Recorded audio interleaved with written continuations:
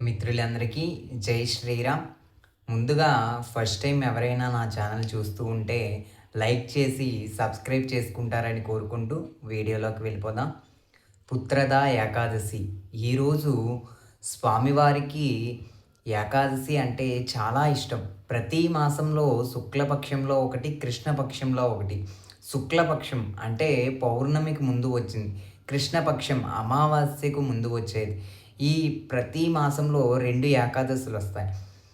కిందటిసారి మనం తొలి ఏకాదశి గురించి చెప్పుకున్నాం. ఈసారి పుత్రదా ఏకాదశి. ఈ పుత్రదా ఏకాదశి గొప్పతనం చాలా ప్రాముఖ్యమైనది. దీనికి ఒక కథ కూడా ఉంది. ముఖ్యంగా ఏకాదశి వ్రతం గురించి తెలుసుకుందాం. ఈ పుత్రదా ఏకాదశి సంతాన భాగ్యాన్ని కలిగిస్తుంది. చాలామంది సంతానం లేక బాధపడుతూ ఉంటారు. అంటే వివాహమయ్యి చాలా ఏళ్ళు గడుస్తూ ఉంటాయి, కానీ సంతానం లేక బాధపడుతూ ఉంటారు. ఖచ్చితంగా నియమనిష్టలతో ఈ వ్రతాన్ని ఆచరిస్తే కంపల్సరిగా వాళ్ళకి సంతానం కలుగుతుంది. స్వయంగా నారాయణుడే ఏకాదశి వ్రతం చేసే వాళ్ళకి ఫలితం ఇస్తూ ఉంటాడు. అలాగే ఈ ఏకాదశి వ్రతాన్ని ఆచరించి విష్ణు సాయుధ్యం పొందిన వాళ్ళు ఎందరో మహాభక్తులున్నారు. వాళ్ళల్లో అగ్రగణ్యుడు అంబరీషు మహారాజు. ఈ ఏకాదశి గొప్పతనాన్ని కార్తీక పురాణంలో కూడా వర్ణించారు. అదేవిధంగా ఈ ఏకాదశి వ్రతం ఈరోజు ఈ ఏకాదశి యొక్క కథని తెలుసుకుందాం. అనగనగా విదర్భ రాజ్యము అనే ఒక రాజ్యంలో ఒక మహారాజు ఉండేవాడంట తన భార్యతో కలిసి. అలా ఎంతో ధర్మనిష్ఠుడు. ప్రతి ఒక్కరికి మంచి పనులు చేస్తూ ఉండేవాడు. ధర్మాన్ని రక్షిస్తూ ఉండేవాడు. ప్రజలని కన్న బిడ్డలుగా చూసేవాడంట. కానీ ఎంత మంచి వాళ్ళకైనా కష్టాలు తప్పవు. ఎంతటి గొప్పవాడికైనా ఏదో ఒక చిన్న లోటు ఉంటుంది. అలాగే ఈ మహారాజుకు కూడా చిన్న బాధ. ఏంటి అంటే వివాహమయ్యి చాలా కాలం గడిచింది, కానీ సంతానం కలగలేదంట. ఆ సంతానం కలగపోవడానికి కారణం ఏంటి అని తన రాజ్యంలో ఉన్న కొంతమంది మహర్షుల దగ్గరికి వెళ్తాడంట. ఆ మహర్షుల దగ్గరికి వెళ్ళగానే ఆ మహర్షుల్లో ఒక మహర్షి కపిల మహర్షి అని ఉండేవారు. ఆ రాజ్యం సమీపంలో ఆశ్రమంలో ఆ మహర్షి దగ్గరికి వెళ్ళి ఆ మహర్షికి నమస్కరించి తనని గౌరవించి, స్వామి నేను ఇలా ఒక సమస్యతో బాధపడుతున్నాను, నాకు పరిష్కారం చెప్పండి అని కోరుతాడంట.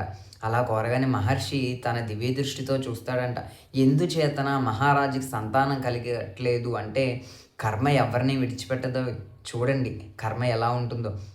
తన దివ్య దృష్టితో చూడగానే పూర్వజన్మలోనంట తిను ఒక ఆవు తన గృహం దగ్గరికి, తన ఇంటి దగ్గరికి వచ్చిందంట. పూర్వం ఏం చేసేవాళ్ళంటే ఇంట్లోకి వచ్చే ముందు ఒక బిందెతో బయట నీళ్లు పెట్టేవారు.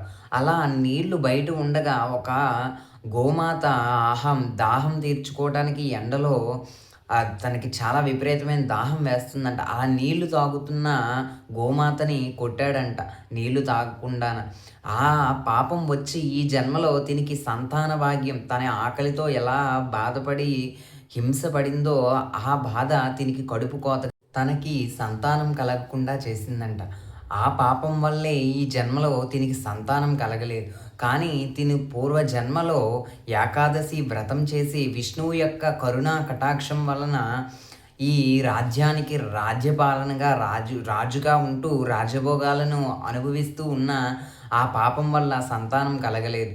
నిజమేగా, సంతానం కలగపోతే ఎందుకు పితృదేవతలకి తర్పణాలు ఇవ్వడానికన్నా వాళ్ళకు ఉత్తమ గతులు కలగాలన్నా ఖచ్చితంగా ఒక పుత్రుడు అంటూ ఉండాలి. తనకి ప్రత్యామ్నాయంగా అంటే ఆ దోషం పోవటానికని గోమాతని సేవించి, అలాగే ఏకాదశి వ్రత ఉపవాసం ఉండి స్వామివారిని పూజించు, ఖచ్చితంగా నీకు సంతానం కలుగుతుందని మహర్షి చెప్తాడంట. వెంటనే తన రాజ్యానికి వచ్చి మహారాజు ఏకాదశి వ్రతం చేసి ద్వాదశి పారాయణ, విష్ణు సహస్రనామ పారాయణ చేసి అతిథి మర్యాదలు అందరికీ చేసి అప్పుడు భోజనాన్ని స్వీకరిస్తాడు. ఆ మరుపటి ఏడాదికి ఒక పండంటి బిడ్డతో, ఒక శిశువుతో ఎంతో ఆనందంగా ఉంటూ ఉంటారు. ఏకాదశి వ్రతం వలన సంతానం కలిగింది ఆ మహారాజుకి. ఈ సంతానం ఒకటేనా అంటే కాదు, సంతానం కలిగిన వారు కూడా ఈ వ్రతాన్ని ఆచరించడం వల్ల సంతానం అభివృద్ధి చెందుతుంది. అంటే ఉద్యోగం లేదని కొంతమంది తల్లిదండ్రులు బాధపడుతూ ఉంటారు పిల్లలకి. ఆ ఈ ఏకాదశి వ్రతం తల్లిదండ్రులు ఆచరిస్తూ, స్వామిని పూజిస్తూ, భక్తి శ్రద్ధలతో వేడుకుంటే వాళ్ళకి ఖచ్చితంగా అవుతుంది. అలాగే వివాహం, అలాగే విద్య సమస్తము స్వామివారు ప్రసాదిస్తారు. విశ్వం విష్ణు, విశ్వమే విష్ణువు. ఆ విశ్వానికి దైవం ఎవరు అంటే నారాయణుడు. ఈ రోజున స్వామివారిని యథాశక్తిగా తులసి దళాలతో అర్చించి, అలాగే పరమేశ్వరుణ్ణి ఏకాదశ రుద్రులు అంటూ ఉంటారు. అంటే ఏకాదశి నాడు శివుడిని విష్ణువుని ఎలా ఆరాధిస్తామో అలాగే పరమేశ్వరుని కూడా ఆరాధించాలి. శివాయ విష్ణు రూపాయ శివరూపాయ విష్ణవే శివస్య హృదయం విష్ణు విష్ణుస్య హృదయం శివ. శివకేశవులకు భేదం లేదు. పరమేశ్వరుడే నారాయణుడు, నారాయణుడే పరమేశ్వరుడు అనే భావంతో ఇద్దరిని పూజిస్తూ యథాశక్తిగా తులసీ దళాలతో అర్చించడం, ఏ పువ్వులు దొరికితే ఆ పువ్వులతో, ఆ పుష్పాలతో స్వామివారికి పూజించడం. అలాగే స్వామివారికి ఇష్టమైనది పానకాన్ని నివేదించి ఏకాదశి వ్రతం చేస్తూ యథాశక్తిగా విష్ణు సహస్రనామ పారాయణ. అలాగే స్వామివారి విష్ణు సహస్రనామ పారాయణ చేయలేము, లేకపోతే కనీసం వినండి. వినే సమయం కూడా లేదు. శ్రీరామ రామ రామేతి రమే రామే మనోరమే సహస్రనామ తత్తుల్యం రామనామ వరానని ఈ మంత్రాన్ని 108 సార్లు కానీ, కనీసం లేకపోతే 11 సార్లు కానీ పారాయణ చేయండి. యథాశక్తిగా ఒకవేళ ఆరోగ్యం బాగుంది అంటే ఆ రోజంతా ఉపవాసం ఉండి ఉపవాస దీక్షతో స్వామివారిని ధ్యానిస్తూ చేయండి. ఉపవాసం ఉండలేం అన్నవాళ్ళు పాలను, పండ్లను ఏవైనా స్వీకరించవచ్చు. స్వామివారి నామస్మరణతో స్వామికి నివేదించి అది స్వీకరించి తరువాత మరునాడు ఏకాదశి అయిన తర్వాత ద్వాదశి గడియలు ముగియక ముందే ద్వాదశి పారాయణ అంటే విష్ణు సహస్రనామ పారాయణ చేసి ఏదైనా స్వీకరించాలి.